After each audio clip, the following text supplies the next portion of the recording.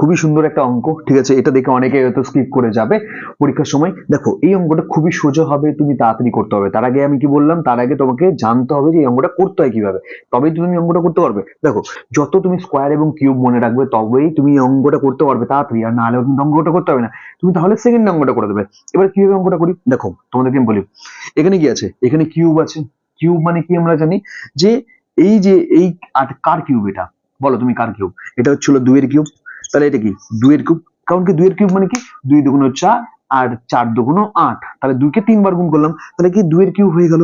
এটা কার কার স্কোয়ার বলো? এটা হচ্ছে হলো 4 এর স্কোয়ার, তাহলে হয়ে গেল 4। ওকে, এবার কি আছে, ভাগ আছে, ভাগ লিখলাম।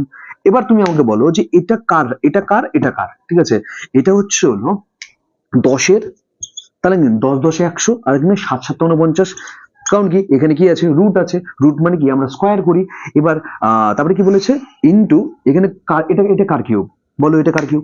এটা হচ্ছে হলো 5-এর কিউব, কারণ কি 5 কে 3 বার গুণ করো, 5 5 25, আর 5 25 125, তাহলে কি এটা 5-এর কিউব। ওকে, এবার তোমরা বলতে পারো যে স্যার আমি না এটা বুঝতে পারলাম না, কেন এই যে 100 এটাকে এখানে রুটে ছিল, তাহলে এটাকে কিভাবে এখানে 10 হয়ে গেল?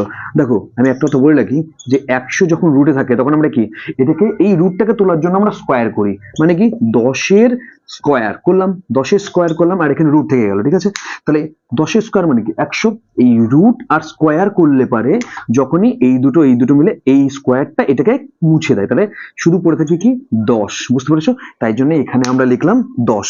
তাহলে এবার কি করব, এবার হচ্ছিল 2/4 করলাম, দিয়ে এখানে ভাগ আছে, ভাগ করলে আমরা কোনো কিছু করতে পারি না, তখন বলি কাটা চিহ্ন করে দিই, গুণ করে দিই। গুণ করে কি করলে, গুণ করলে এবার ভাগকে যখন গুণ করি তখন উল্টে যায়, তখন এখানে হয়ে যাবে 7, আর এখানে হয়ে যাবে 10, আর ইন্টু 5 হয়ে যাবে।